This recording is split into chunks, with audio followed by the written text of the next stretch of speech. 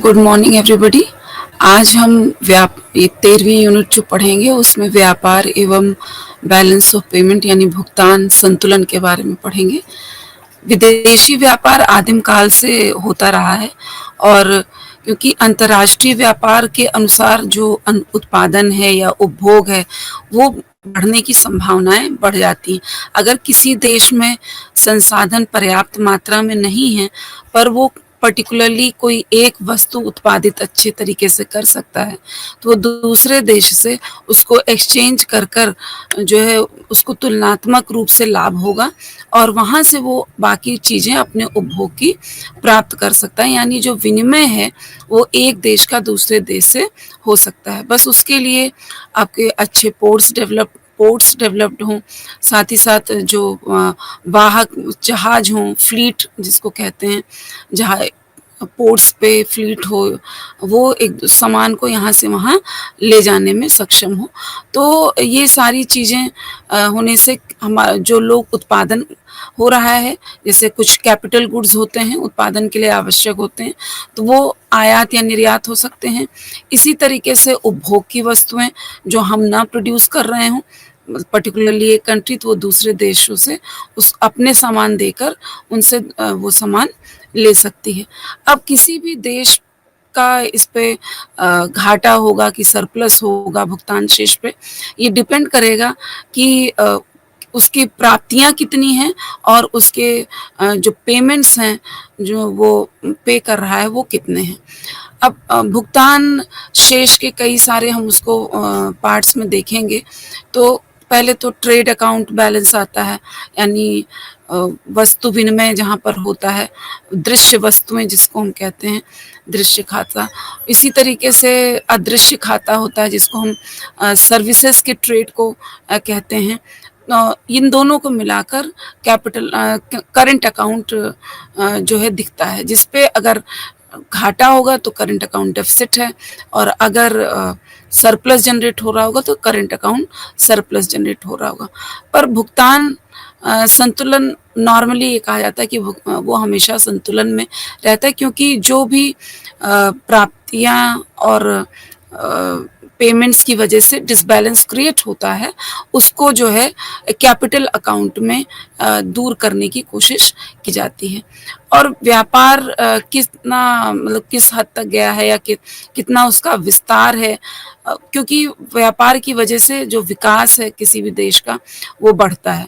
और जैसे मान लीजिए जो विकासशील अर्थव्यवस्थाएं हैं या अल्प विकसित अर्थव्यवस्थाएं हैं जिनके पास खुद के मशीनरी और कैपिटल गुड्स इतने बढ़िया नहीं हैं कि वो अपने उत्पादन को बढ़ा सकें, तो वो किसी फॉरेन कंट्रीज से जो डेवलप्ड कंट्रीज़ हैं वहाँ से ये आयात करती हैं और फिर सामान का प्रोडक्शन करके उपभोग, जिसमें कि उपभोग वस्तुएं होती हैं ज़्यादातर, उनका प्रोडक्शन करती हैं जिससे वो घरेलू यानी डोमेस्टिक डिमांड को भी पूरा करते हैं और वो एक्सपोर्ट भी करते हैं।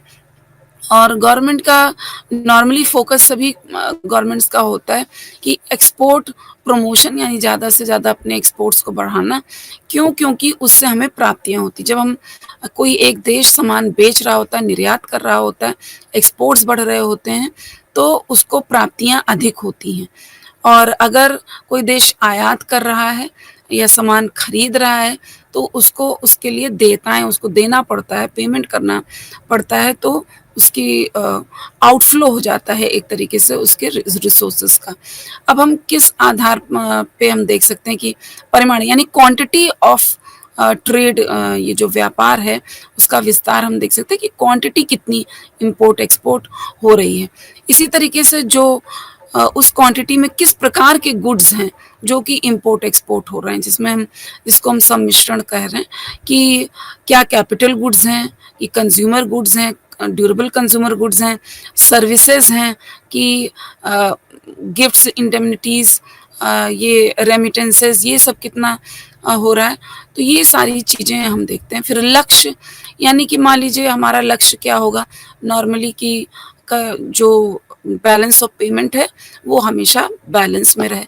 कभी वो सरप्लस हो सकता है, कभी वो डेफ़िसिट में हो सकता है, पर किसी भी देश का लक्ष्य यही रहता है। किसी भी देश का लक्ष्य ये होता है कि वो ज़्यादा से ज़्यादा एक्सपोर्ट करे और उसको कम से कम इम्पोर्ट करना पड़े, यानी जो कमोडिटीज़ को वो इम्पोर्ट कर रहा है, वो उसको खुद बनाने लगे। हर देश का अपना यही टारगेट हो रहता है।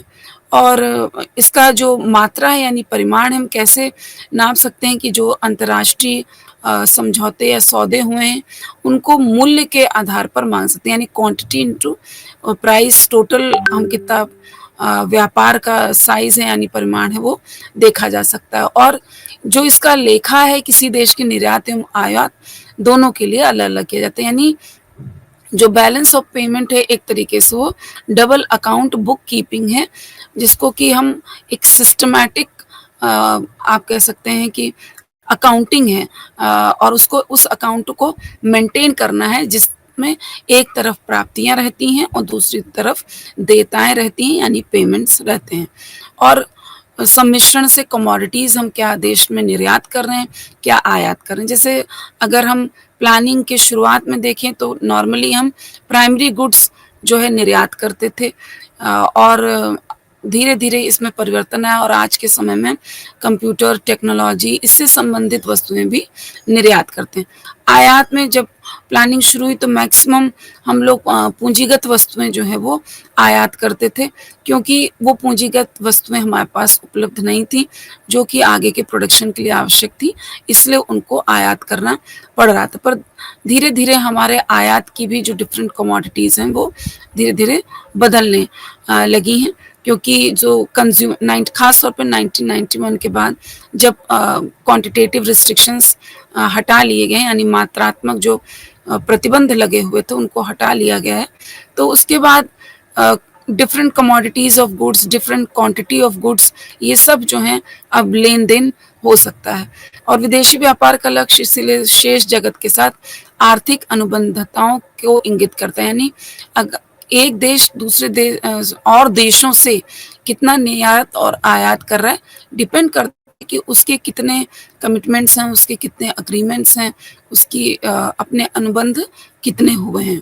और सभी का लक्ष्य यही रहता है कि आयात जो है वो कम से कम हो और निर्यात अधिक से अधिक हो। पर जब ओपन इकोनॉमीज़ होती हैं, तो ये जो अनुबंध पहले से तय होते हैं, तो उसके आधार पे हम उन अनुबंधों से दूर नहीं हो सकते और हमको उसको देखते हुए ही अपना निर्यात या आयात करना पड़ता है। हमें विदेशी व्यापार करने के लिए अंतर्राष्ट्रीय मुद्रा की आवश्यकता होती है, और जब निर्यात अधिक करेंगे तो ज़्यादा रोकड़ यानी कि ज़्यादा हमें मनी मिलेगा और अधिशेष विदेशी मुद्रा हम संचित कर सकते हैं। परंतु अगर किसी जैसे विकासशील देश भारत है, उसका आयात उसके निर्यात की तुलना में हम ज़्यादातर अधिक ही होता है, तो विदेशी मुद्रा का यहाँ पर अभाव दिखाई पड़ सकता है। अंतर्राष्ट्रीय व्यापार में संतुलन हेतु हमेशा ही हर कोई देश ये चाहता है कि संतुलन बना रहे, इसके लिए हमेशा कुछ न कुछ प्रयास करता है या संघर्षरत रहता है। आवश्यक आयात हेतु भुगतान करने के लिए अपेक्षित मुद्रा की व्यवस्था हो सके, क्योंकि हमने मान लीजिए बहुत बड़ा टारगेट ले लिया कि हमें ये आयात करना है, पर उस आयात पे लिमिटेशन क्या है कि हमारे पास कितनी विदेशी मुद्रा की व्यवस्था है। इसीलिए विदेशी मुद्रा के भंडार पर जो है नज़र रखते हुए एक लेखा विवरण जो है वो तैयार किया जाता है, और उसमें ये सही-सही जो विवरण होता है कितना हम इम्पोर्ट कर रहे हैं, एक्सपोर्ट कर रहे हैं, तो इसको बैलेंस ऑफ पेमेंट कहते हैं। और यह उस देश का और विश्व के सभी बाकी शेष जगत के निवासियों के बीच आर्थिक सौदों का एक सिस्टमैटिक अकाउंटिंग होती है, यानी क्रमबद्ध लेखा होता है। और इसमें निर्यात की गई हुई वस्तुओं को हम ले सकते हैं, सेवाओं को लेते हैं, निवासियों द्वारा प्राप्त पूंजियों के कारण प्राप्तियाँ, यानी कि जो गिफ्ट्स मिल रहे हैं, रेमिटेंसेस, यानी कि अगर मान लीजिए कोई किसी का जानने वाला या रिश्तेदार कहीं बाहर रह रहा है, उसने बाहर की सिटीज़नशिप ले ली है, इंडिया की ओरिजिन है उसकी, तो वो वहाँ से अगर कोई सहायता भेजता है तो उसको हम रेमिटेंसेस कह रहे हैं, एनआरआईज़ के द्वारा जो रेमिटेंसेस यहाँ पर दिए जाते हैं।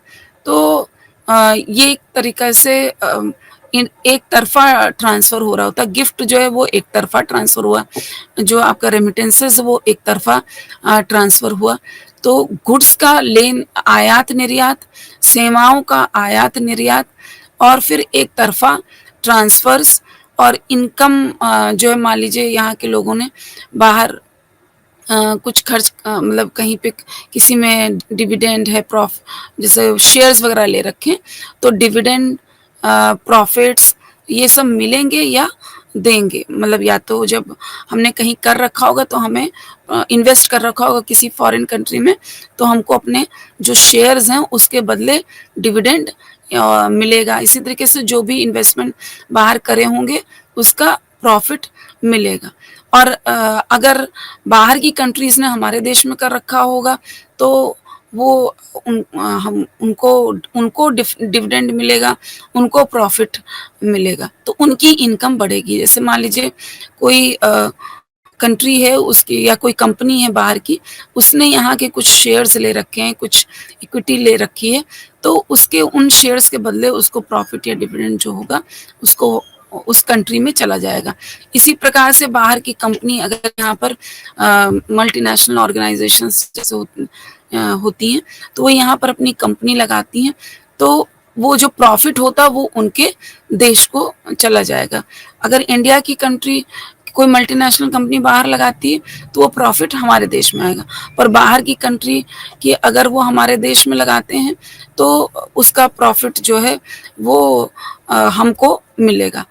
फिर आयात की गई हुई वस्तुओं, सेवाओं, अनिवासियों अथवा विदेशियों को हस्तांतरित पूंजी हेतु निवासियों द्वारा किए गए संपूर्ण जो भुगतान होते हैं वो लिए जाते हैं। भुगतान शेष सरकार को वे आंकड़े उपलब्ध कराता है जो राजकोषीय और मौद्रिक नीतियों के रूप को तय करने के लिए, स्ट्रक्चर को तय करने के लिए आवश्यक होते हैं। यानी कि किस प्रकार की फिस्कल पॉलिसी यानी राजकोषीय नीति सरकार बनाए या मौद्रिक नीति जो यहाँ का केंद्रीय बैंक होता है जैसे आरबीआई है भारत में, तो किस प्रकार की राजकोषीय नीति और मौद्रिक नीति बनाए ये डिपेंड करता है कि ये जो आंकड़े हमें भुगतान शेष से मिलते हैं उसके अकॉर्डिंगली। जैसे देश के ऋणों को कम करने के लिए सरकार कुछ आयात वस्तुओं पर कर वसूलती यानी इम्पोर्ट ड्यूटी लगती। इस प्रकार का कर किसी भी देश का चालू खाता जो है वो कम करने में योगदान देगा, क्योंकि जो कर लगाएगी गवर्नमेंट यानी इम्पोर्ट ड्यूटी लगाएगी तो इम्पोर्ट्स कम होंगे, क्योंकि इम्पोर्ट महंगे होंगे, उसके प्राइस में जुड़ जाएंगे तो महंगे होंगे। तो इस वजह से इम्पोर्ट्स को कम करने के लिए या चालू खाता को के घाटे को कम करने के लिए वो टैक्स लगा सकती हैं, इम्पोर्ट ड्यूटी को बढ़ा सकते हैं या नई इम्पोर्ट ड्यूटी लगा सकते हैं। और ये भी बताता है कि किसी देश का आयात मूल्य और उसके कुल निर्यात मूल्य जो है वो अधिक होता है, यानी कि import minus export if it is greater than zero, इसका मतलब घाटा हो रहा है। और एक्सपोर्ट माइनस इम्पोर्ट यानी अगर तब ये करंट अकाउंट डेफिसिट में करंट अकाउंट में ये अगर एक्सपोर्ट ज़्यादा है और इंपोर्ट कम है तो इसका मतलब सरप्लस जनरेट हो रहा होगा। भुगतान शेष का चालू खाता निर्यात एवं से वस्तुओं का निर्यात जिसमें ले रहे हैं, सेवाओं के विवरण का प्रग्रहण कर लेता है और अपने व्यापार साझेदारों के साथ किसी भी देश की व्यापार नीति तय करने के लिए ये ज़रूरी होता है। अब भुगतान शेष खाते के घटक अगर हम देखें यानी जो उसके कॉन्स्टिट्यूएंट्स हैं या फैक्टर्स हैं या क्या हम ले रहे हैं, तो उसमें चालू खाता आता है यानी करंट अकाउंट आता है, पूंजी खाता आता है और आरक्षित परिसंपत्ति खाता आता है। तो चालू खाता जानने के लिए किसी भी वित्त वर्ष यानी कोई भी हम फाइनेंशियल ईयर जो लेते हैं उस दौरान वस्तुओं एवं सेवाओं के क्या इनफ्लो और आउटफ्लो हो रहा है, और उस सभी चालू वर्ष में निर्यात एवं आयात का ये लेखा करता है। या इसके दो पार्ट्स होते हैं, एक तो होता है व्यापार खाता जो कि वस्तुओं का माल का निर्यात या आयात दिखाता है जिसको हम बैलेंस ऑफ ट्रेड कहते हैं, तथा अन्य अदृश्य वस्तुओं का लेन देन जैसे कि अदृश्य यानी जो पोर्ट पे रजिस्टर ना हो रही हैं उनको हम अदृश्य वस्तुएं या सेवाएं कहते हैं, और जो पोर्ट पे रजिस्टर हो रही हैं दृश्य हैं उनको हम बैलेंस ऑफ ट्रेड के अंतर्गत लेते हैं। और इन दोनों को बैलेंस ऑफ ट्रेड और अदृश्य वस्तुओं का दोनों का मिलाकर हम करंट अकाउंट बैल का अकाउंट को लेते हैं। जैसे कि अब ये जो अदृश्य वस्तुएं उसमें क्या है, जैसे बीमा सेवाएं हैं, वित्तीय सेवाएं हैं या प्रेषण सेवाएं हैं। इस प्रकार के जो चीज़ें होंगी वो अदृश्य लेन-देन कहलाता है, यानी कि वो पोर्ट्स पे रजिस्टर्ड नहीं हो रहा है। जैसे मान लीजिए हम कोई टेक्नोलॉजी है, उसको देने के लिए एक्सपर्ट्स अगर हों, जैसे हम अगर एक्सपर्ट्स बाहर से मंगा रहे हैं, तो हमें उन एक्सपर्ट्स को देना होगा, तो वो हमारे यहाँ से देयता बनेगी। और मान लीजिए हमारे यहाँ ही किसी नई टेक्नोलॉजी के एक्सपर्ट्स मौजूद हों, तो हम उसको बाहर अगर एक्सपोर्ट करें उस सर्विस को, तो हमको प्राप्तियाँ होंगी। फिर बैलेंस ऑफ ट्रेड और बैलेंस ऑफ सर्विसेज एक साथ को अगर मिला लें, तो हम ये चालू खाते को दर्शाते हैं। और पूंजी खाता भुगतान शेष खाते में किसी देश व शेष जगत की भी पूंजी एवं भुगतान की प्राप्तियों को दर्शाता है। अभी पूंजी की प्राप्तियों और भुगतान को में हम क्या-क्या लेते हैं, जैसे foreign direct investment, foreign institutional investment, loans जो होते हैं, या हमको जो भी बाहर से ऋण ले रहे हैं, या जो इंटरनेशनल एजेंसीज़ हैं उनसे हमें जो ऋण दान मिल रहा है, और हम जो दे रहे हैं, ये सारी चीज़ें कैपिटल के टर्म्स में जो दिखती हैं, या किसी प्रॉपर्टी में बाहर इन्वेस्ट किया है, या प्रॉपर्टी खरीद रहे हैं, या प्रॉपर्टी बेच रहे हैं, तो ये कभी प्राप्तियाँ होंगी और कभी ये जो है आपके भुगतान में या देयताओं में सम्मिलित होगा।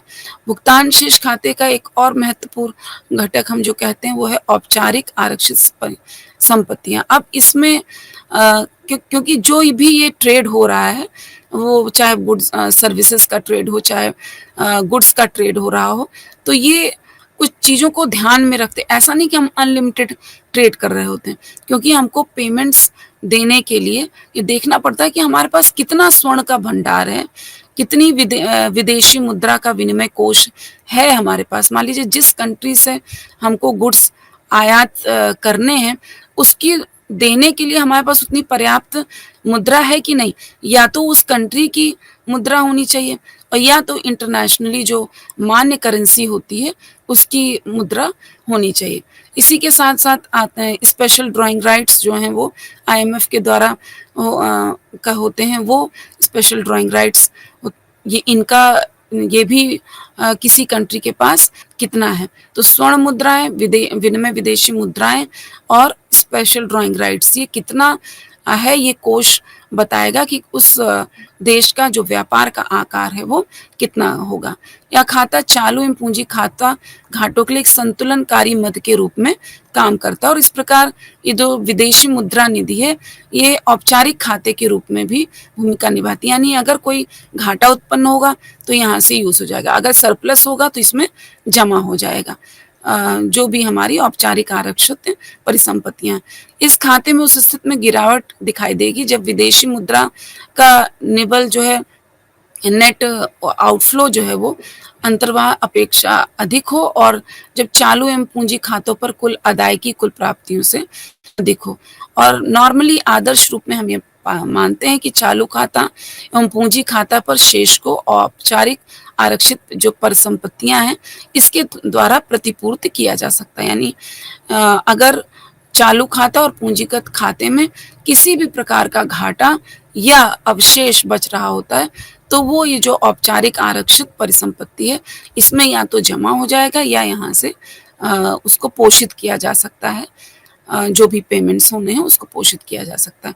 वो घाटा नॉर्मली कब होता है कि जब हमारा जो बहिर्वाह है वो अधिक हो और जो अंतर्वाह है वो कम हो। यानी कि आयात वस्तुओं, सेवाओं एवं निवेश आय तथा पूंजी अंतर्वाह का मान निर्यात वस्तुओं, सेवाओं एवं पूंजी बहिर्वाह के मान से अधिक हो, तो ये घाटे की स्थिति होती है। इसके बदले विपरीत जो है, किसी देश के सम्मुख अगर उसमें भुगतान शेष खाते का रोकड़ बाकी अर्थात अधिशेष होता है, जब वस्तुओं, सेवाओं एवं पूंजी का अंतर्वाह संबंधी निर्यात का कुल मूल्य वस्तुओं, सेवाओं एवं पूंजी बहिर्वाह के निर्यात के मान से अधिक हो। जब बराबर होगा तो ये इक्विलिब्रियम होगा, यानी संतुलित व्यवस्था होगी। पर जो विकासशील अर्थव्यवस्थाएँ हैं, जहाँ पर उतने पूंजीगत संसाधन नहीं हैं और वो बाहर से आयात कर उनको विकास भी करना है, तो वहाँ पर नॉर्मली ये करंट अकाउंट डेफ़िसिट या ओवरऑल बैलेंस ऑफ ट्रेड में, सर्विसेज में कुछ डेफ़िसिट को लेते हुए ही उनको साथ आगे बढ़ना पड़ता है। मान लीजिए एवरेज एक्सपेंडिचर जो है कुल व्यय, एग्रीगेट एक्सपेंडिचर यानी कुल व्यय जो है वो हम लेते हैं C+I+G प्लस निर्यात कितना हो रहा है।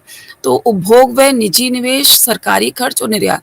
इसी तरीके से कुल उत्पादन कितना हो रहा है किसी भी देश में, उपभोग यानी C प्लस बचत S कितना है, और कर कितना लग रहा है, यानी अगर कर ज़्यादा लगेगा तो उपभोग वो उत्पादन कम होगा, यानी जो प्रोडक्शन यूनिट्स उन पे टैक्स अगर अधिक लग रहा होगा तो उत्पादन कम होगा। तो टैक्स कितना है और आयात कितना हो रहा है। नॉर्मली अर्थव्यवस्था जब संतुलन में होती है तो ये C+I+G+X यानी export plus is equal to C+S+T plus M यानी इम्पोर्ट्स, ये दोनों रहेंगे। C दोनों तरफ है तो वो कट जाएगा, क्योंकि एक तरफ जब इधर लाएंगे तो पॉजिटिव और नेगेटिव एक दूसरे के मान से कट जाएंगे, और फिर बचेगा I+G+X is equal to S+T plus M। S saving है, T टैक्स है, M इम्पोर्ट्स हैं, I जो है निजी निवेश इन्वेस्टमेंट है, G गवर्नमेंट एक्सपेंडिचर और X जो है वो एक्सपोर्ट्स हैं। और X minus M is equal to S minus I plus minus G। Equation को जब इधर से उधर ले जाते हैं तो नॉर्मली X माइनस M क्या दर्शा रहा है, हमारा निबल, निर्यात एवं आयात तथा जो चालू खाते का घाटा है।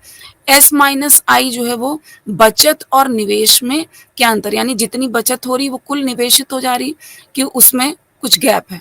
इसी तरीके से T माइनस G यानी गवर्नमेंट कितना टैक्स लगा रही है, टैक्स लगाने से गवर्नमेंट को प्राप्तियां होती हैं, माइनस G यानी गवर्नमेंट कितना एक्सपेंडिचर कर रही है। अगर बैलेंस में है तो जो है, अगर मान लीजिए टैक्स ज़्यादा है और एक्सपेंडिचर कम है, यानी कि गवर्नमेंट की अर्निंग्स ज़्यादा हो रही और एक्सपेंडिचर कम कर रहे, पर इससे विकास नहीं होगा। तो विकास करने के लिए या जो समृद्धि को बढ़ाने के लिए गवर्नमेंट को अपना एक्सपेंडिचर बढ़ाना पड़ता है, टैक्स के कंपैरेटिवली और भी जगहों से इनकम जनरेट करके। तो तब जी ज़्यादा होगा और टैक्स से इनकम जो जनरेट हो रही वो कम। तो गवर्नमेंट एक्सपेंडिचर जब ज़्यादा होगा तो वो घाटा दिखाएगा, क्योंकि अगर इनकम ज़्यादा होगी और जो है एक्सपेंडिचर कम होगा तो सरप्लस होगा, और अगर एक्सपेंडिचर ज़्यादा होगा और इनकम कम होगी तो उसमें घाटे की स्थिति होगी। एक संतुलित बजट में क्या होना चाहिए कि टी जो है वो जी के बराबर होना चाहिए। जो गवर्नमेंट का बजट होता है उसमें गवर्नमेंट को टैक्स और भी जितने रेवेन्यूज जनरेट हो रहे हैं उसको गवर्नमेंट के एक्सपेंडिचर के बराबर होना चाहिए। पर विकासशील अर्थव्यवस्थाओं में गवर्नमेंट का एक्सपेंडिचर ज़्यादा होता है, उसको पोषित करने के लिए गवर्नमेंट के और तरीके अपनाती है फिस्कल पॉलिसी यानी राजकोषीय नीति के माध्यम से। अर्थव्यवस्था में निबल निर्यात का संबंध बचत निवेश अंतर से जोड़ा जा सकता है, और चालू खाता वाले किसी भी देश को अपना घाटा अंतर्राष्ट्रीय ऋणदान से पूरा करना होगा। अगर इसमें घाटा उत्पन्न हो रहा है तो वो बाहर से लोन लेकर भी उसको पूरा कर सकती है, पर वो बाद की स्थिति आएगी। पहले और पोषित करने के साधन जो है वो देखे जाते हैं। आदर्श रूप में करंट अकाउंट डेफिसिट जो X माइनस M है वो धनात्मक होना चाहिए, पर किसी ऋणात्मक करंट अकाउंट डेफिसिट का अर्थ होगा कि कुल आयात जो है कुल निर्यात से अधिक है। इसी प्रकार किसी भी घाटे का वित्तीयन विदेशी निवेश अथवा कर्ज से किया जा सकता है, यानी बाहर से या तो लोन ले सकते हैं या विदेशी निवेश अट्रैक्ट कर सकते हैं। Foreign direct investment, foreign portfolio investment. Foreign direct investment जो है वो लॉन्ग टर्म में काम करते हैं, क्योंकि मान लीजिए विदेशी कंपनी है, उसने अपनी यहाँ पर कोई इकाई लगाई, तो जब उसने यहाँ पे खर्च कर दिया है तो लंबे समय तक उसको वहाँ से उसको प्रॉफिट मिलता रहेगा और एक तरीके से लंबे समय के लिए उसका इन्वेस्टमेंट हो गया। पर फॉरेन इंस्टीट्यूशनल या पोर्टफोलियो इन्वेस्टमेंट क्या है कि कुछ शेयर्स वगैरह में खर्च किया और उसको अगर प्रॉफिट नहीं लग रहा है या उसका जब भी मन किया किसी कंट्री का, वो उसको वापस ले लेगा।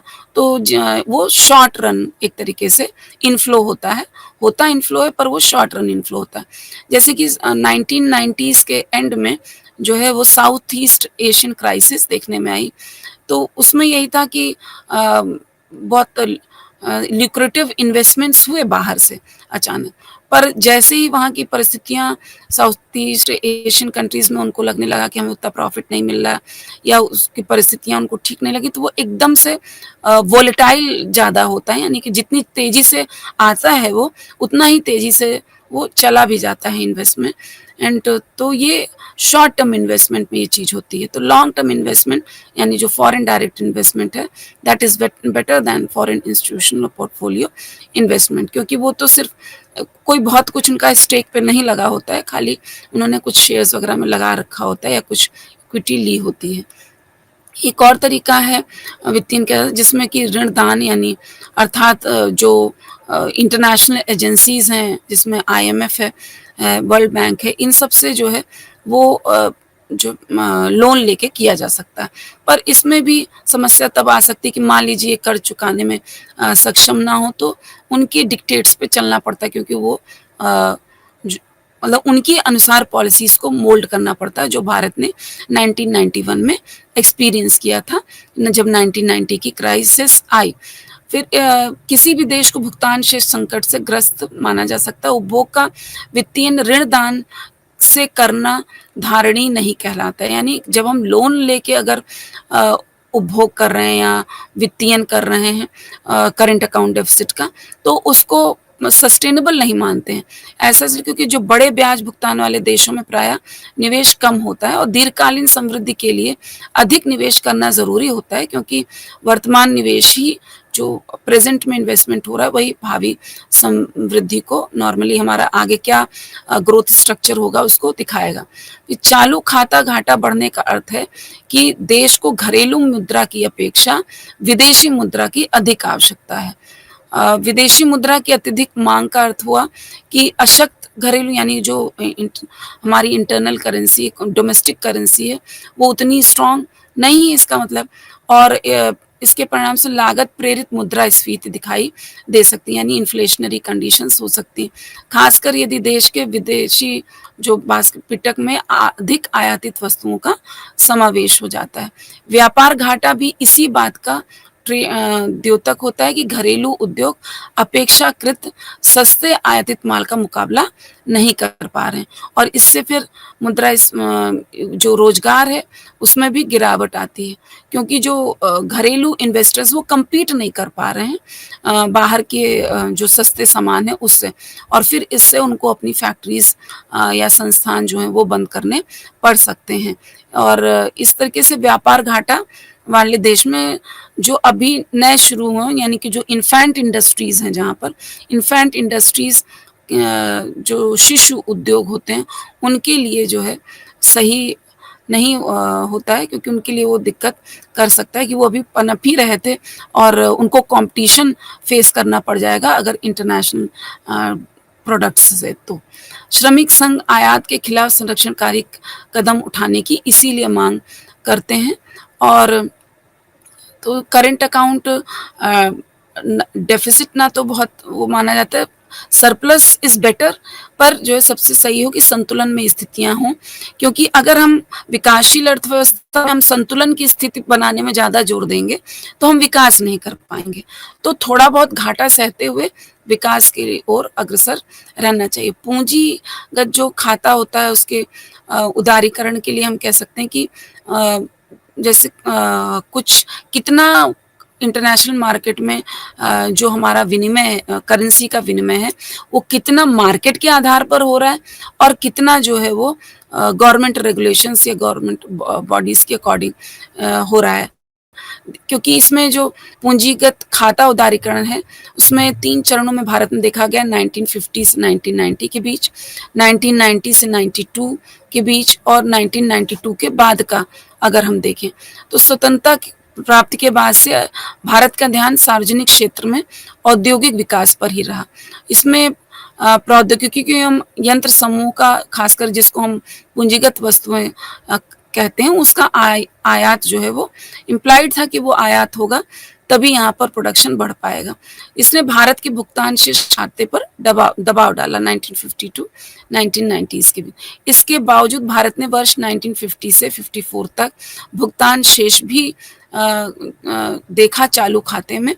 क्यों द्वितीय पंचवर्षीय योजना जिसको हम कहते हैं, क्योंकि जो पहली पंचवर्षीय योजना थी उसने कृषि क्षेत्र पर ज़्यादा फोकस किया था, पर जब द्वितीय पंचवर्षीय योजना हुई तो इसमें भारी उद्योग जिसमें कि बड़े कैपिटल गुड्स या मशीन्स की आवश्यकता थी, इनकी शुरुआत हुई।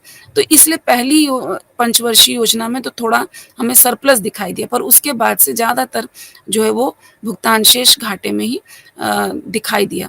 द्वितीय पंचवर्षीय योजना 1956 से 61 के दौरान मूल एवं भारी उद्योग यानी बेसिक एंड हैवी इंडस्ट्रीज के विकास के माध्यम से तीव्र औद्योगिकीकरण यानी रैपिड इंडस्ट्रियलाइजेशन को प्रमोट करने की बात कही, जिसमें 1960 के दशक के दौरान चालू खाते में प्रतिकूल शेष देखने को मिला। भारत विश्व बैंक और अंतर्राष्ट्रीय मुद्रा कोष से ऋणों के माध्यम से बाहरी मदद लेनी पड़ रही थी क्योंकि घाटा लगातार हो रहा था, और भारी व्यापार घाटों, ऋण देताओं, विदेशी मुद्रा कोषों में ये लगातार गिरावट देखी जा रही थी। वर्ष 1966 में रुपए के पहली बार इसलिए अवमूल्यन करना हुआ। अवमूल्यन यानी कि अपनी करेंसी को गवर्नमेंट जानबूझकर उसकी एक पॉलिसी के तहत उसकी वैल्यू को कम करे। इससे जो हमारी गुड्स होंगे वो सस्ते होंगे तो हमारा निर्यात बढ़ जाएगा, और बाहर से जो गुड्स आएंगे वो महंगे हो जाएंगे क्योंकि हमारी मुद्रा ज़्यादा देनी पड़ेगी, तो आयात जो है वो कम हो जाएगा। तो ये पहले 1966 में गवर्नमेंट ने अडॉप्ट किया। फिर 1970s के शुरुआत में जब निर्यात बढ़ा, आयात उससे अधिक तेजी से बढ़ा और निरंतर व्यापार घाटों की ओर चलते रहे। इसके बावजूद 1973-74 में चालू खाता अधिशेष देखने को मिला। इसमें अदृश्य हस्तांतरण यानी जैसे विदेशी मदद जो आई में अधिशेष के कारण ये दिखा, क्योंकि ये मदद के वजह से दिखा था 1973-74 में। वर्ष 1973 के पश्चात अंतर्राष्ट्रीय बाजार में जो तेल की, क्योंकि हम जो इंपोर्ट करते हैं उसमें सबसे ज़्यादा तेल इंपोर्ट करते हैं, तो उसमें कच्चे तेल की कीमतों में लगातार जो है वृद्धि देखी जा रही थी, जिसकी वजह से देश का जो कुल आयात का बिल था वो बढ़ता जा रहा है। क्योंकि अब हम इसीलिए रिन्यूएबल एनर्जी या sustainable energy, solar energy, electric vehicles, इन सब की बात करें, इससे कि ये इन्वायरमेंट की दृष्टि से तो अच्छा है, पर ये हमारा जो करंट अकाउंट डेफिसिट है या बैलेंस ऑफ पेमेंट में जो डेफिसिट उसको भी कम करेगा। वर्ष 1980-83 की तीव्र विश्व मंदी के कारण जो निर्यात है वो हानि होती रही, क्योंकि जब विश्व में ही मंदी थी तो हमारे जो निर्यात थे उनकी डिमांड कम हो गई थी। इस अवधि में अंतर्राष्ट्रीय मुद्रा कोष को पुनर्भुगतानों ने भारत के भुगतान शेष पर और अतिरिक्त दबाव डाला, और इससे बाहर आने के लिए वाणिज्यिक ऋणदान एवं जो एनआरआईस यानी अनिवासी भारतीयों की जमाओं के बावजूद भारत पर जो बाहरी कर्ज जो है वो गया था। वर्ष 1990-91 तक भारत में जो प्रमुख घटनाक्रम थे उसमें भुगतान शेष संकट में योगदान दिया। एक तो 1980 के दशक के अंत में जब क्राइसिस आई तो तेल की कीमतों में बहुत तेजी आई, जिसमें कि खाड़ी युद्ध यानी गल्फ कंट्रीज जहाँ से मैक्सिमम तेल आयात करते थे वहाँ पर युद्ध हुआ, जिसने देश के तेल आयात बिल और वृद्धि की ओर हमारी वृद्धि हुई। दूसरे अनेक भारतीय विदेशों में कार्यरत थे और वो वहाँ से पैसा भेजते थे, पर जब खाड़ी युद्ध हुआ यानी जो गल्फ कंट्रीज के श्रमिक थे वो वापस इंडिया आ गए, तो वो जो रेमिटेंसेस आ रहे थे वो कम हो गए। फिर तीसरा ये जो यूएसएसआर था, सोवियत संघ, ये छोटे छोटे देशों में विघटित हो गया, जबकि भारत का काफ़ी व्यापार जो है वो यूएसएसआर से हो रहा था। इन सभी कारणों से भारत के विदेशी मुद्रा कोष को जो है वो नेगेटिव उसमें गया, वो गिरने लगा, और जो अगस्त 1990 के अंत में 5480 करोड़ के स्तर से जनवरी 1991 में वो सिर्फ 1666 करोड़ रह गया, यानी 1666 करोड़ ही बचा। कोषों में लगभग 70% की गिरावट देखी गई। जून 1991 तक आते-आते विदेशी मुद्रा कोष इतना कम हो गया कि आवश्यक आयात के वित्तीय अनुहित भी अपर्याप्त रहे। यानी जो क्राइसिस क्रिएट हुई थी 1990 की, उसमें एक वैसे तो फिस्कल डेफिसिट 8% के ऊपर था, इन्फ्लेशन रेट 17% के ऊपर था, पर उसमें एक और क्राइसिस का पैरामीटर ये था कि जो हमारे पेमेंट्स देने के लिए जो हमारा विदेशी मुद्रा का भंडार था, वो सिर्फ 15 दिन के फोर्टनाइटली पेमेंट करने भर के लिए था। उसके बाद क्या होगा, ये स्थिति बहुत ही गंभीर थी। इस वजह से 1991 में भारत को नई आर्थिक नीति जो है लानी पड़ी, और एकदम उसने प्लानिंग के बाद से 1990 तक जो भारत की रणनीति थी उससे इतर एकदम लिबरलाइजेशन, ग्लोबलाइजेशन की ओर हम अग्रसर हो, डी लाइसेंसिंग ये पॉलिसीज हुई, और प्राइवेटाइजेशन, मार्केटाइजेशन जो है वो बढ़ा, यानी बाजारीकरण और निजीकरण का दौर जो है वो बढ़ा। भारतीय अर्थव्यवस्था में जो मुद्रास्फीति है वो भी इसी दौरान तेजी से देखी गई थी। तो इस वजह से, इन सभी वजहों से भुगतान शेष जो है उसका संकट देखने को मिला। अब 90 आर्थिक सुधारों के दौरान उक्त संकट को कंट्रोल करने के लिए बहुत सारे स्थिरीकरण के प्रयास किए गए। उसमें से डिवैल्यूएशन ऑफ आर करेंसी, मतलब हमारे जो अवमूल्यन करने की बात है, फिर जो क्वांटिटेटिव रिस्ट्रिक्शंस थे उनको हटाया गया, जो शुल्क दर थे उनमें कटौती की गई, आयात को उदारीकृत किया गया, रुपए की विनिमयताओं में, जैसा मैंने बताया कि उनको बाजार के मूल्य पर भी खोलने की मतलब उस पर भी एक्सचेंज हो सकते हैं, इसकी अनुमति दी गई। तो पहली बार वर्ष 1992-93 के केंद्रीय बजट भारतीय रुपए को अंशतः विनिमय बनाया गया, मैंने पार्शली कन्वर्टेबल बनाया गया। यह शेष जगत के साथ पहले गवर्नमेंट का कंट्रोल फुली रहता था, ऑफिशियल रेट पे ही एक्सचेंज हो सकता था, और उसके बाद धीरे धीरे उसको पार्शियल कन्वर्टेबल करके करंट अकाउंट पे फुल कन्वर्टेबल कर दिया गया था। इसके तहत 60% विनिमय आय बाजार निर्धारित विनिमय दर पर थी, जबकि शेष 40% आय औपचारिक रूप से निर्धारित विनिमय दर, यानी जो मार्केट रेट पे 60% था वो तो डिपेंड करेगा कि क्या मार्केट की दशाएं, यानी हमारी करेंसी की डिमांड कितनी है और हमारी करेंसी की सप्लाई कितनी है, दूसरी करेंसी की सप्लाई डिमांड कितनी है। फिर औपचारिक यानी फिक्स्ड रेट है गवर्नमेंट के द्वारा कि किसी भी बाहर की करेंसी को इतने ही मूल्य पर बदला जाएगा। तो ये 60-40% के रेशियो में कर दिया गया। वर्ष 1993-94 के दौरान भुगतान शेष की स्थिति में सुधार देखा कि निर्यात वृद्धि हुई, कच्चे तेल की अंतर्राष्ट्रीय कीमतों में गिरावट हुई, और गैर तेल आयात की वृद्धि में ढील की वजह से आया। फिर मतलब उसके बाद स्थितियां सुधरने लगी। 1994-95 के दौरान निर्यात और आयात दोनों सार्थक रूप से बढ़े और भारत के अदृश्य भुगतानों में उल्लेखनीय वृद्धि हुई, और परिणामतः भारत का चालू खाता घाटा भी बढ़ा। परंतु इस अवधि में कुल पूंजी प्रवाह वित्तीय आवश्यकताओं से कहीं अधिक रहा, और इसलिए विदेशी मुद्रा कोष में भी अच्छी वृद्धि हुई। यानी जो फोर्टनाइटली पेमेंट करने तक का नहीं बचा था हमारे पास विदेशी मुद्रा कोष, उसमें भी जब न्यू इकोनॉमिक रिफॉर्म्स आए तो उससे काफ़ी चेंजेस, पॉजिटिव चेंजेस इकोनॉमी में दिखाई दिए।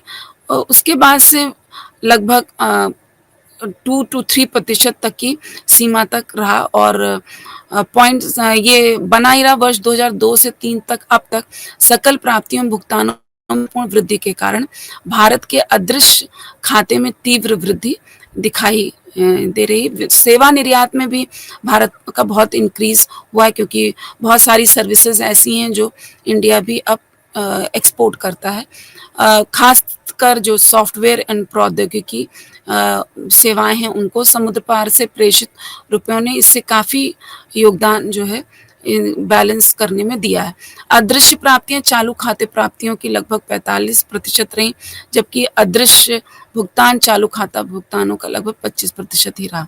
अदृश्य खाते में भुगतानों की तुलना में प्राप्तियों की निचली स्थिति ने 2001 से 8 की अवधि में लगभग 35% की औसत वृद्धि दर्शाई, और इसकी वजह से अधिशेष देखने को मिला, जिसके अनुरूप अवधि में व्यापार घाटे की पूरी तरह वित्त पूर्ति की जा सकती है। यानी कि जब हमारे पास विदेशी मुद्रा अधिक होगी या विदेशी कोष अधिक होता होगा, तो इसकी वित्त पूर्ति की जा सकती है, अगर करंट अकाउंट में थोड़ा बहुत, कैपिटल अकाउंट में थोड़ा बहुत घाटा उत्पन्न भी होता है। और अगर हम देखें तो लगातार भारत में जो फॉरेन डायरेक्ट इन्वेस्टमेंट है वो बढ़ता ही चला जा रहा है।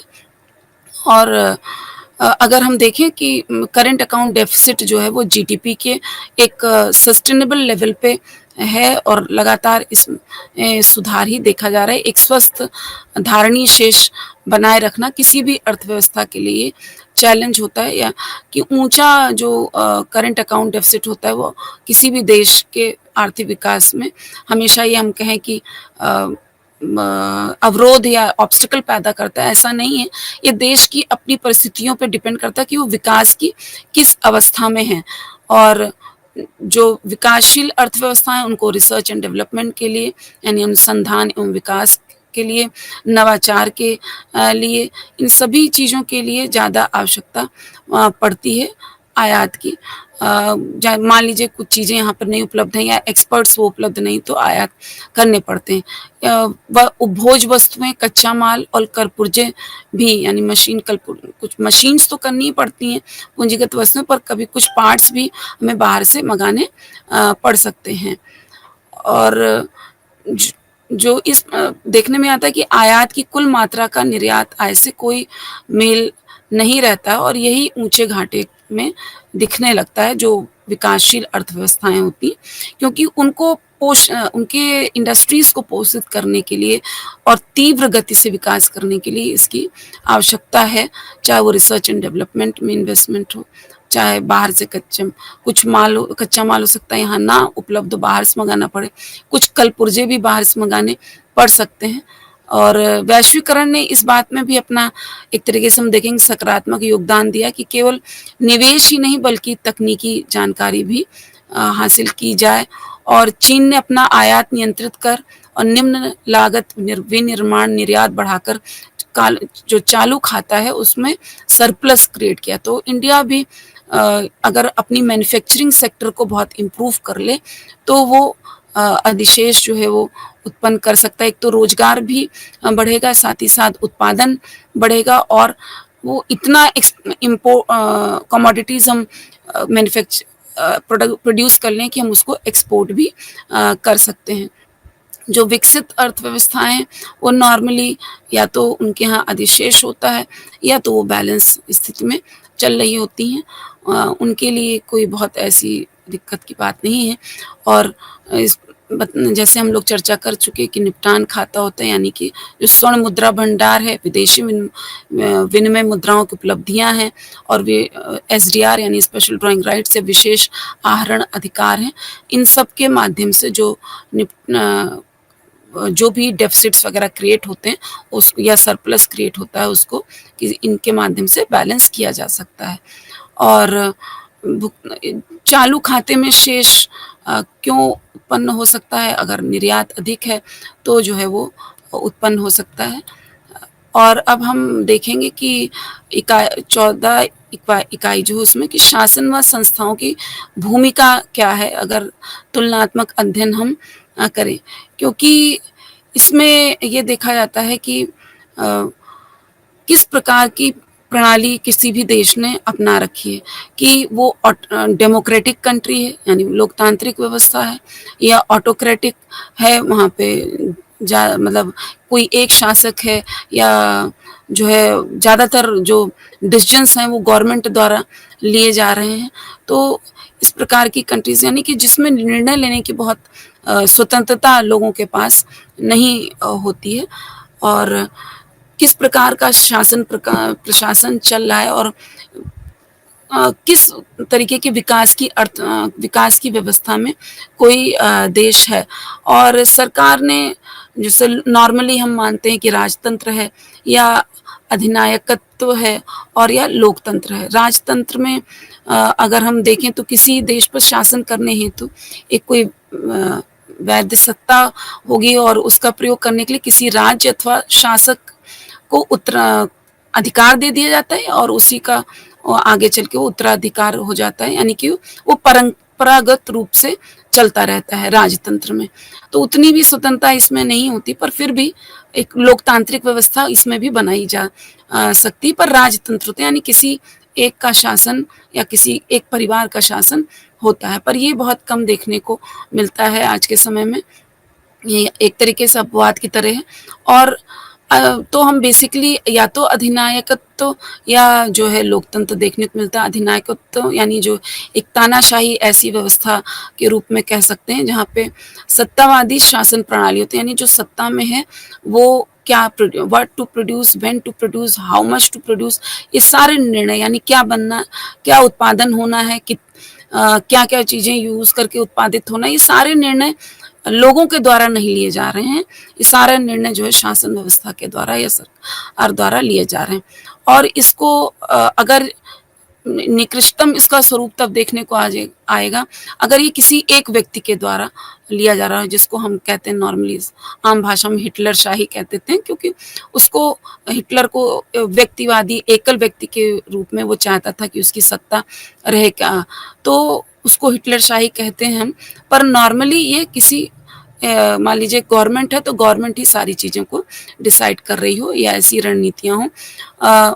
इसमें जैसे बल प्रयोग भी कर सकते हैं, नागरिक स्वतंत्रताओं को थोड़े समय के लिए सस्पेंड कर सकते हैं, लोगों को आवाज़ उठाने अथवा आज़ादी प्रयोग करने पर पाबंदी लगा सकते हैं, स्वयं नियंत्रित संवैधानिक प्रक्रिया, संरक्षण या स्वमत प्रचार, मतलब जो वो अपना ही प्रचार प्रसार करें।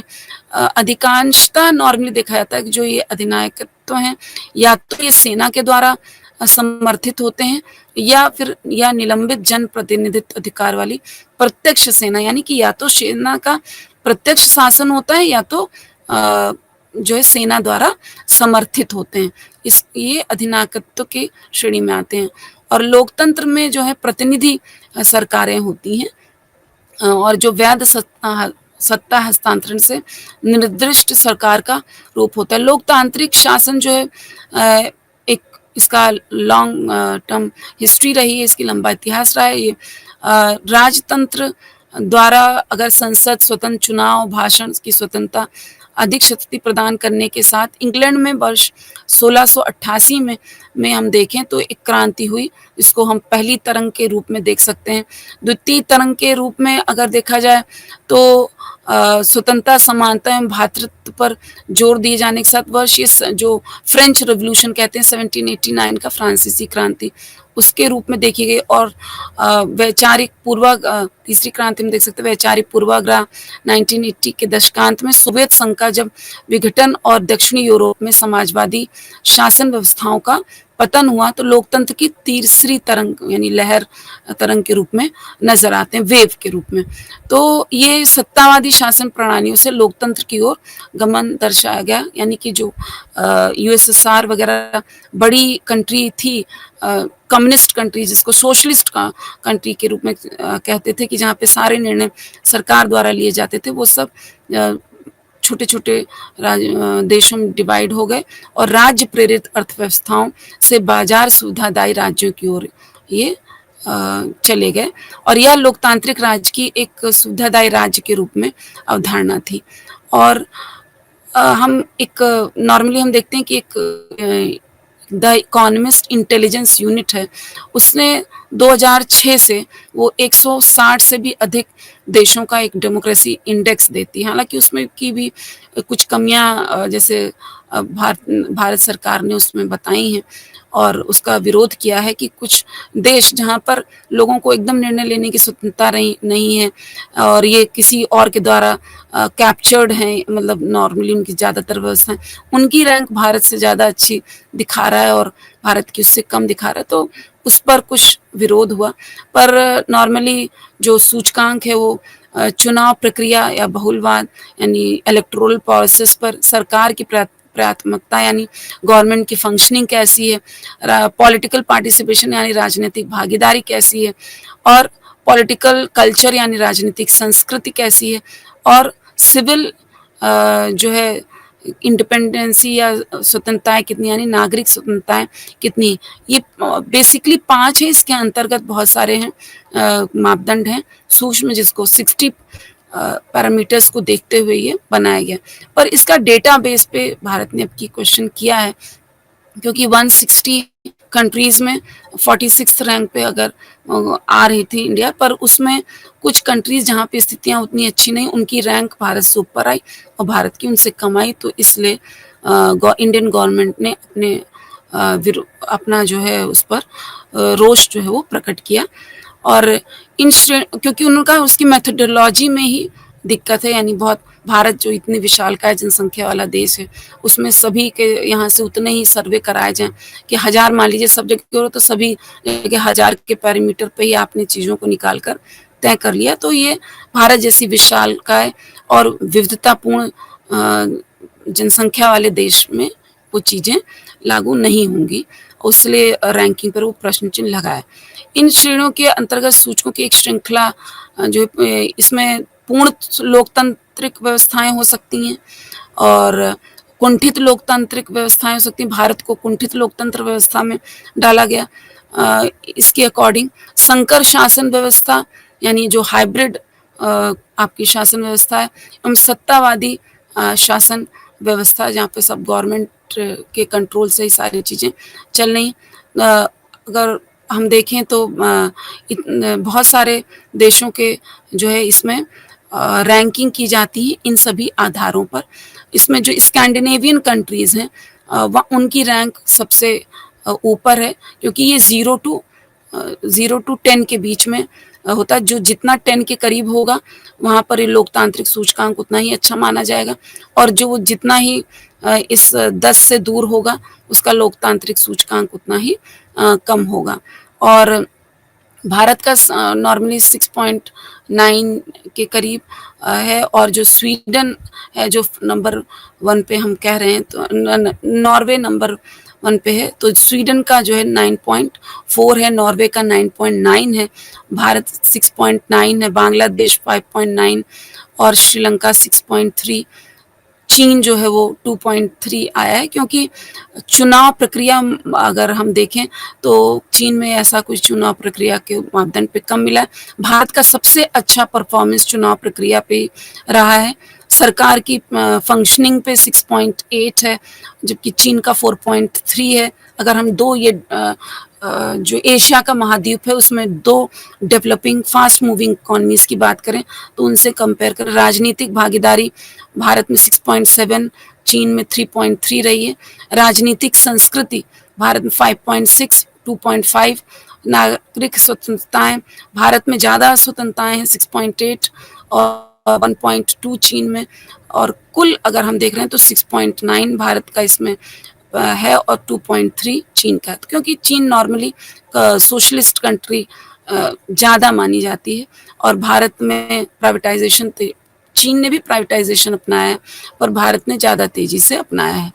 और इस तरीके से हम देखते हैं कि रैंकिंग है तो नॉर्मली जो देश भारत से खराब परफॉर्म कर रहे थे उनकी रैंकिंग भारत से बेटर आई, तो उस पर कुछ ऑब्जेक्शंस रेज किए गवर्नमेंट ने, क्योंकि जो पूर्ण स्वतंत्र या पूर्ण रूप से लोकतांत्रिक व्यवस्थाएं होंगी वहाँ पे चुनी हुई जो विधायिका है, स्वतंत्र न्यायपालिका होगी, कानून व्यक्तिक अधिकार होंगे, और जो मीडिया है वो जो चौथा स्तंभ माना जाता है कहीं का भी, तो वो भी प्रभावित, उस पर गवर्नमेंट का कंट्रोल ना हो, बहुत ज़्यादा उससे प्रभावित ना हो। इन सारे आधारों पर जो है देखते हैं कि हाँ क्या लोकतांत्रिक व्यवस्थाएं ठीक चल रही हैं कि नहीं चल रही। लोकतंत्र बहुलवाद का संरक्षण प्रबंधन प्रदान करता है और लोकतंत्र बेहतर जीवन स्तर को सुधारने, क्योंकि जहाँ पर आपकी सुनी ही नहीं जाएगी तो अगर आपकी क्वालिटी ऑफ लाइफ खराब भी है तो आप उसी में आपको रहना पड़ेगा, आपकी अगर सुनवाई नहीं होगी। पर अगर आपकी बात सुनी जा रही, गवर्नमेंट विशेष रूप से आप पर इस चीज़ का ध्यान दे रही है कि आपकी स्थितियों को सुधारें, तो वो एक बेहतर लोकतंत्र कहा जाएगा। और क्योंकि हम कहते हैं लोकतंत्र क्या है, government by the people, for the people, by the people, of the people, यानी लोगों के द्वारा चुनी जाती है, लोगों के लिए है, लोगों द्वारा और लोगों के लिए है। तो इस वजह से हम कहते हैं कि लोकतांत्रिक व्यवस्था जो है वो ज़्यादा इंडिपेंडेंस देती है, ज़्यादा स्वतंत्रता प्रदान करती है। और जो गुड गवर्नेंस की बात हो रही है कि यानी मिनिमम गवर्नमेंट में गुड गवर्नेंस हो, और गुड गवर्नेंस के लिए क्या चीज़ें चाहिए कि पार्टिसिपेटरी रोल हो, यानी पब्लिक का भी उसमें पार्टिसिपेटरी रोल हो, सहभागिता पूर्ण हो, पारदर्शी यानी ट्रांसपेरेंट हो, और उत्तरदायी यानी कि अकाउंटेबिलिटी, यानी कि ये नहीं कि गवर्नमेंट जो कुछ भी करती रहे और उसकी कोई अकाउंटेबिलिटी ना हो। तो एक अच्छे शासन व्यवस्था जिसको हम सुशासन कह रहे हैं, उसके लिए ये ज़रूरी है कि सहभागिता पूर्ण हो, पारदर्शिता हो और उत्तरदायिता हो, क्योंकि कानून का शासन प्रोत्साहित करने में प्रभावी और न्यायोचित दिखेगा। और सुशासन ऐसा शासन है जो समाज में किसी व्यापक सहमत के आधार पर राजनीतिक, सामाजिक एवं आर्थिक, सोशल, इकोनॉमिक एंड पॉलिटिकल प्राथमिकताओं यानी जो प्रायोरिटीज़ हैं उनको तय करता है, और उसके विकास के संसाधनों को उसके अकॉर्डिंगली आवंटित करता है। और इसमें दरिद्रतम और सर्वाधिक जो असुरक्षित व्यक्ति है उसकी भी आवाज़ सुनी जाए, वही लोकतांत्रिक व्यवस्था अच्छी कही जाएगी। और वहाँ ही कहा जाएगा कि जो शासन है वो गुड गवर्नेंस जिसे हम कहते हैं सुशासन है। विश्व बैंक के अनुसार विश्व भर में नीति निर्माता, नागरिक समाज समूह, मतदाता यानी सिविल सोसाइटी ऑर्गेनाइजेशंस जिन्हें हम कहते हैं, मतदाता एवं मतलब जो अपने विचार देना चाहें, विद्वत जन जो एक्सपर्ट्स हैं, एलीट वर्ग है, तो इस बात से सहमत हों कि सुशासन विकास के लिए महत्वपूर्ण होता है। यानी कि किसी भी कंट्री में अगर हम चाहते हैं कि तीव्र विकास हो, तो उसके लिए जो है सुशासन ज़रूरी है। जो आर्थिक शासन, इसमें आर्थिक शासन भी सुशासन शब्द का प्रयोग किया जाता है, यानी ज़्यादा अकाउंटेबिलिटी हो, ज़्यादा ट्रांसपेरेंसी हो, जो भी गवर्नमेंट एक्सपेंडिचर कर रही है, वो जो हमारा वर्ग है उसके जो नीचा, जैसे इंक्लूसिव पॉलिसीज़ को लेकर समावेशी विकास की बात कर रही हूँ, तो इसको हम कहते हैं कि सार्वजनिक हित की जो वस्तुएं हैं उनकी पर्याप्त आपूर्ति की जा रही हो, सामूहिक कार्यवाही आवश्यक होती है जिसके माध्यम से निजी आर्थिक क्रियाकलाप हो। यानी ऐसा नहीं कि अगर प्राइवेटाइजेशन किया तो उनकी जो मनमर्जी करे वो करें, उस पे एक जैसे गेम को नियंत्रित करता है एक गोलकीपर, तो उसी तरीके से सरकार को छूट तो देनी है, पर उसको समय-समय पर उसको नियंत्रित करना होगा अगर कुछ चीज़ें गलत दिशा में जा रही होंगी। तो इसको हम कहेंगे कि वो सुशासन की स्थिति है। और कोई भी शासन सूचकांक भी होते हैं जिसमें कि वर्ल्ड गवर्नेंस इंडेक्स है, इसके आधार पर भी रैंकिंग निकाली जाती है। वह प्रक्रिया जिसमें सरकारें चुनी जाती हैं, उन पर नज़र रखी जाती है, सही नीतियाँ प्रभावपूर्ण रूप ढंग से निरूपित हो रही हैं या क्रियान्वित करने की सरकार की क्षमता है कि नहीं, उन संस्थाओं के प्रति नागरिकों और राज्य के मन में सम्मान है कि नहीं, जो सरकार चुनी गई है या जो संस्थाएं हैं जैसे जुडिशरी है, आपकी मीडिया है, इसके प्रति नागरिकों के मन में सम्मान का भाव है कि नहीं, जो गवर्नमेंट है उसके प्रति सम्मान का भाव है कि नहीं, विश्वास है कि नहीं, और जो है जो सरकारें हैं उनमें स्थिरता है कि नहीं।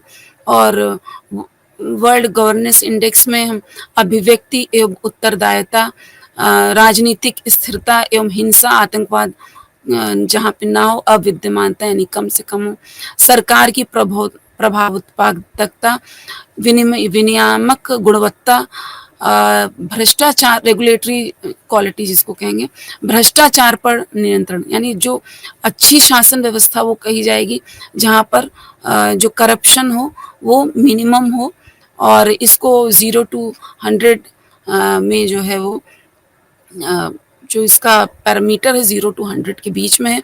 जो 100 के शून्य होगा के करीब होगा, वो शून्य तो निकृष्टतम है और जो है 100 जो है वो सर्वोत्तम है। पर शून्य के करीब जो होगा वो ज़्यादा बैड पैरामीटर्स की तरफ होगा। जो पैरामीटर्स अभी कहे गए कि अभिव्यक्ति एवं उत्तरदेयता, राजनीतिक स्थिरता एवं हिंसा, आतंकवाद की अविद्यमानता, सरकार की प्रभावकता, विनियामक गुणवत्ता, भ्रष्टाचार पर नियंत्रण, इन सब के आधार पर जब हम रैंकिंग कर रहे हैं तो ये इंडेक्स अगर 0 के करीब है तो वो खराब स्थिति दिखा रहा है, और अगर 100 के करीब है तो वो अच्छी स्थिति जो है वो दिखा रहा है। तो भारत में ये अच्छे की तरफ ही है, 80 के करीब है। पर बांग्लादेश की स्थिति भारत में इसमें बेटर दिख रही है, 146, नेपाल 113 पर इसीलिए इन पर भारत प्रश्न चिन्ह उठाता है। जो शासन सूचकांक है, पाकिस्तान जैसे कंट्री की 120 स्थिति दिख रही थी। चीन और भारत की समान है क्योंकि डेवलपिंग इकोनॉमी है, 80 के करीब है। और इसी के साथ 13वीं और 14वीं यूनिट समाप्त हुई। धन्यवाद।